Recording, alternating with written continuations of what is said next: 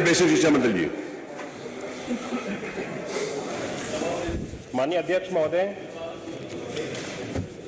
प्रदेश के परिषदीय विद्यालयों में अध्यापकों के 5,80,084 पद सृजित हैं। चलिए उत्तर पड़ा हुआ मान लिया, क्योंकि सबके डिवाइस पर है, आप उसके ऊपर वो ले लीजिए, अनुपूरक पूछ लीजिए।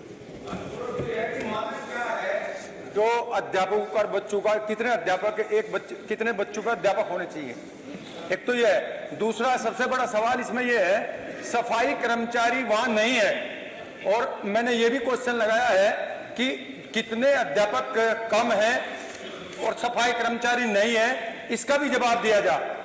सरकार ने ऐसी व्यवस्था पैदा कर दी है कि वहां सफाई कर्मचारी है नहीं, खुद अध्यापक सफाई करते हैं, या टॉयलेट में गंदा है, या वो बच्चों के टॉयलेट साफ कराते हैं। तो ये स्थिति ठीक नहीं है, सरकार इस पे ध्यान दे।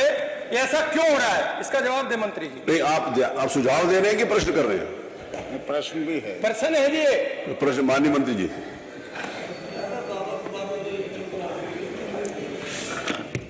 माननीय अध्यक्ष महोदय, जो माननीय सदस्य ने प्रश्न उठाया कि छात्र और शिक्षक के बीच में जो अनुपात होना चाहिए, वो पीटीआर जो होता है प्राइमरी में 30 बच्चों पे एक शिक्षक का होता है, और अपर प्राइमरी में वो 35 बच्चों पे एक शिक्षक का होता है।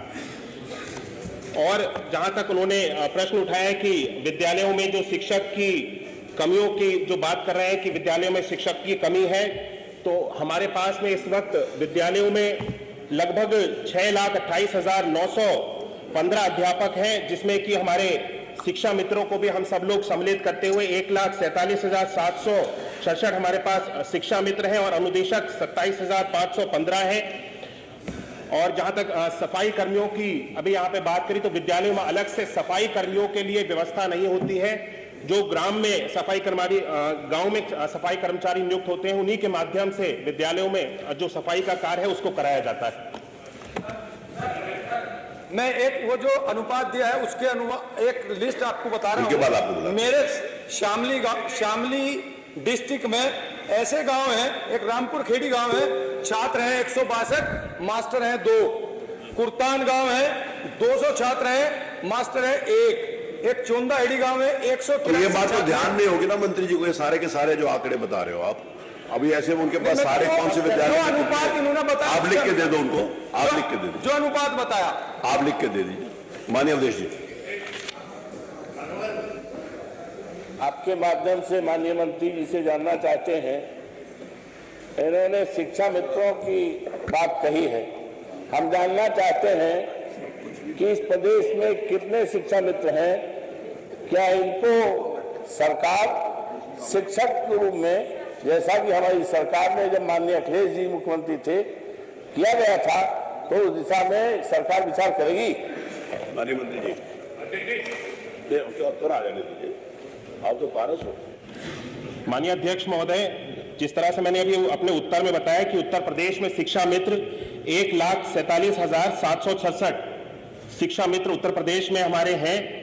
और शिक्षा मित्रों को जिस तरह से अभी हमारे सदस्य पूछ रहे थे कि शिक्षा मित्रों को हम शिक्षक के रूप में नियुक्त करेंगे या फिर नहीं, तो शिक्षा मित्रों को 2014 में शिक्षक के रूप में नियुक्त किया गया था, और 2017 में कोर्ट के आदेश के अनुसार, क्योंकि शिक्षा मित्र एनसीटी के जो नियम हैं उसके अनुसार जो हमारे शिक्षक होते हैं उनको एक हमारे विभाग के द्वारा भर्ती परीक्षा को पास करना होता है, ग्रेजुएट होना कंपलसरी होता है, बीटीसी या बीएड होना आवश्यक होता है, उसके साथ साथ टेट को भी किया होना आवश्यक होता है। अगर इतनी मानकों को पूरा करते हैं तो एक शिक्षा मित्र को हम शिक्षक के रूप में उसको नियुक्त कर सकते हैं। और जब ये नियुक्तियां हुई हैं 69,000 और 68,500 की, तो 15,240 शिक्षा मित्रों को इसमें ये जिन्होंने इन सारे मानकों को पूरा किया उनको नियुक्त भी किया गया है। माननीय राजीव वर्मा जी।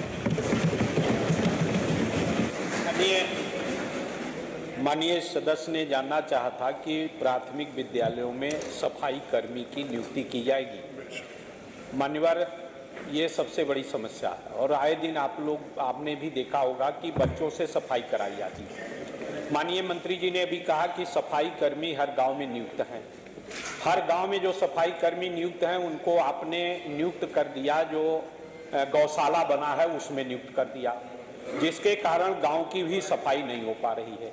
इस लिहाज से मेरा एक प्रश्न तो यह है कि क्या सफाई कर्मी को नियुक्त करके विद्यालय जिससे साफ सुथरा रहे, जिससे बच्चों से सफाई न कराना पड़े, क्या इस पर सरकार विचार करेगी? नंबर एक। नंबर दूसरा प्रश्न मान्यवर, हमारे जो शिक्षक हैं एक तो मानक के अनुरूप हैं भी नहीं।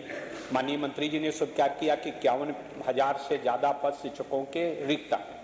उसके बावजूद भी उन्हीं शिक्षकों से कभी जनगणना का काम, कभी वोटर लिस्ट बनवाने का काम, कभी अन्य तमाम कार्य उनके द्वारा भी हमारे जिले में मान्यवर जो हमारे जो प्रश्न आइए जी मान्यवर, जो ये अभी कंवरिया का चल रहा था, उस समय शिक्षकों की नियुक्ति लगा दी गई उनकी सुरक्षा में। तो अगर शिक्षक अन्य कार्यों में लगाए जाएंगे तो निश्चित रूप से पठन पाठन अच्छा नहीं हो पाएगा, व्यवधान पड़ेगा। इसलिए मैं आपके माध्यम से माननीय मंत्री जी से जानना चाहता हूं कि क्या ये सुनिश्चित करने की कृपा करेंगे कि प्राथमिक विद्यालयों के शिक्षकों के, जूनियर हाई स्कूल के शिक्षकों के केवल पढ़ाई के अलावा, शिक्षक के कार्य के अलावा अन्य किसी कार्य में नहीं लगाया जाएगा? माननीय मंत्री जी।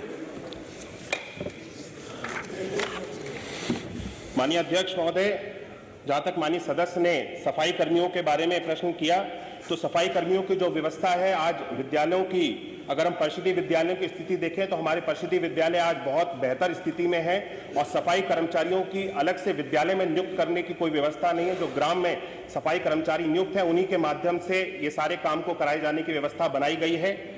माननीय सदस्य ने दूसरा प्रश्न उठाया था शिक्षकों को अन्य कार्य में लगाने के, शिक्षकों के अन्य कार्यों को लेकर के। तो मुझे लगता है कि शिक्षकों के द्वारा पुराने समय में अन्य कार्यों को जिस तरह से उनके द्वारा काम कराए जाते थे, आज की व्यवस्था में इन सारी चीजों को समाप्त कर दिया गया है। शिक्षकों का पूरा ध्यान ज्यादातर वो अपने पठन पाठन के कार्य पे दे रहे हैं और इस तरह की व्यवस्थाओं को समाप्त कर दिया गया है। प्रश्न संख्या 4 माननीय श्री पंकज मलिक नहीं डिबेट होगी बहुत